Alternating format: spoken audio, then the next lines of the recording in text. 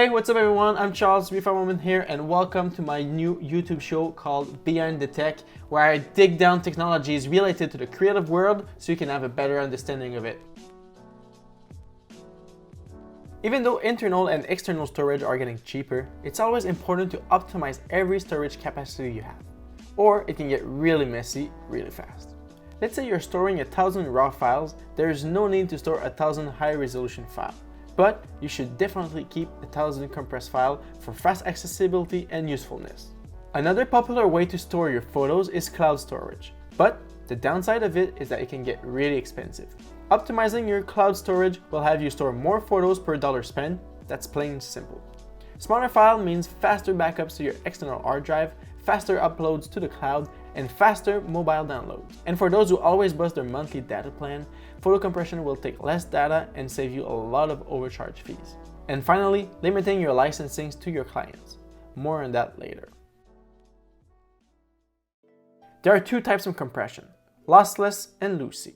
Lossless are for things such as text files, a Word document, something that needs to be exactly like their original file was, because it wouldn't make sense if your document was missing words or sentences. Lossy compression can be applied to anything that don't need to be exactly the same. The goal is to minimize the size of the file without degrading the quality to the naked eye.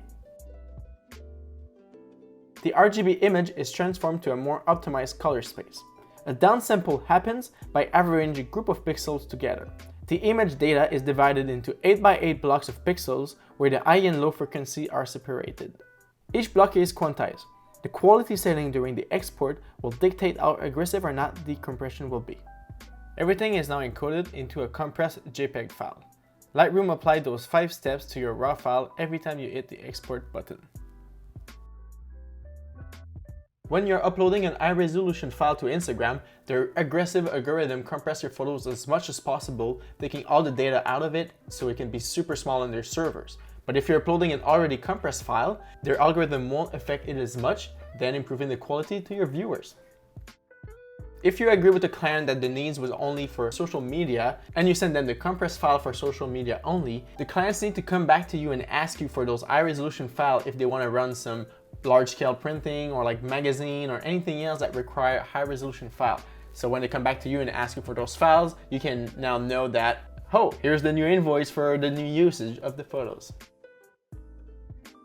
If you're already keeping all the raw files, you don't need to store high-resolution file as well. You can always come back to those raw files, re-edit, and then export high-resolution for the needs, and then just store some compressed photos when you just need for like quick and accessibility. Now let me show you my whole process of dealing with compressed file. Once I finish my editing, I select the photos and right-click, export, and here I do two things. First of all, I put the JPEG quality to 70, and then I check the resize to fit on the longest edge to 2048 pixels.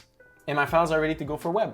And yeah, that's it for me for today. If you enjoyed this video, leave a thumbs up. It's always really appreciated, and subscribe if you aren't already. If you have any question regarding a technology in the creative world, just leave a comment down below and maybe I'm gonna answer it in a future video.